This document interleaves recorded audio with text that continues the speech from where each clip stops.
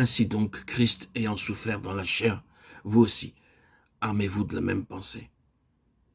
1 Pierre 4:1. Ainsi que ceux qui souffrent selon la volonté de Dieu remettent leur âme au fidèle Créateur en faisant ce qui est bien. 1 Pierre 4:19. Sois fidèle jusqu'à la mort, et je te donnerai la couronne de vie.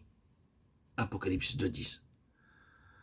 Nous sommes maintenant occupés du grand besoin de Dieu, celui d'avoir un peuple qui soit sa propriété.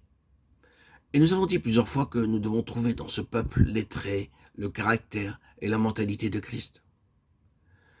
Il doit y avoir donc dans un tel vase un transfert spirituel de ce qui est vrai de la personne de Christ.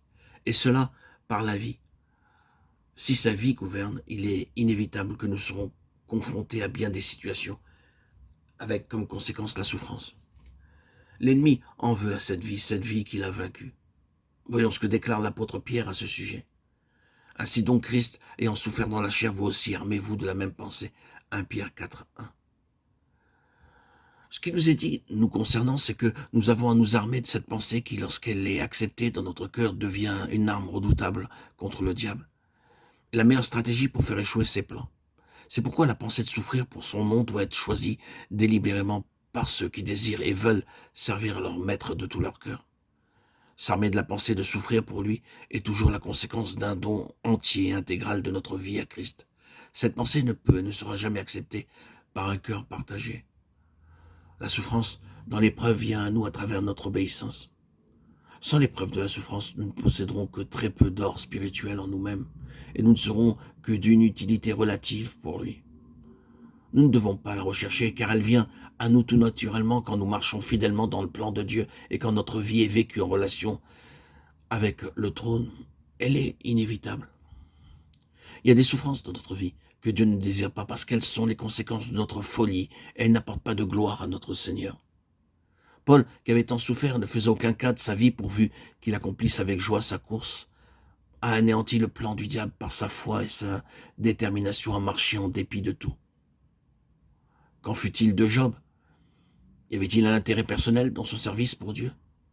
Si cela avait été le cas, Satan l'aurait vaincu.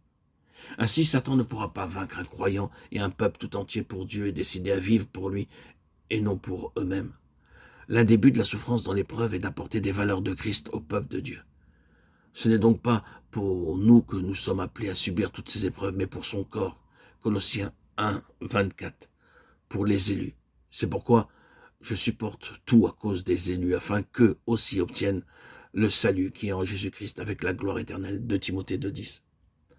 En tant que croyants, si nous sommes exercés quant au besoin de Dieu d'avoir un peuple qui soit sa propriété intégrale, il nous faut regarder les intérêts de Dieu comme la chose la plus essentielle.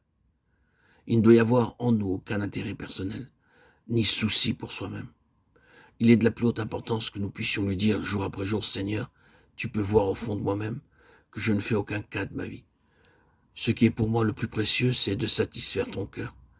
Quelles que soient les voies choisies pour moi, je veux les suivre jusqu'au bout, sans murmurer, mais te suivre avec joie. Oui, je le veux pour toi.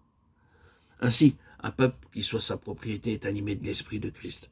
C'est un peuple qui, comme Christ, est prêt à souffrir pour son nom. Le diable essaiera de nous lasser à travers les épreuves, mais demeurons déterminés et résolus. Remercions-le de tout cœur. Soyons reconnaissants pour tout le nécessaire qu'il nous donne et soyons prêts à accepter aussi quand il nous manquera. Cela fait partie de sa souveraineté pour faire de nous un peuple digne de lui-même.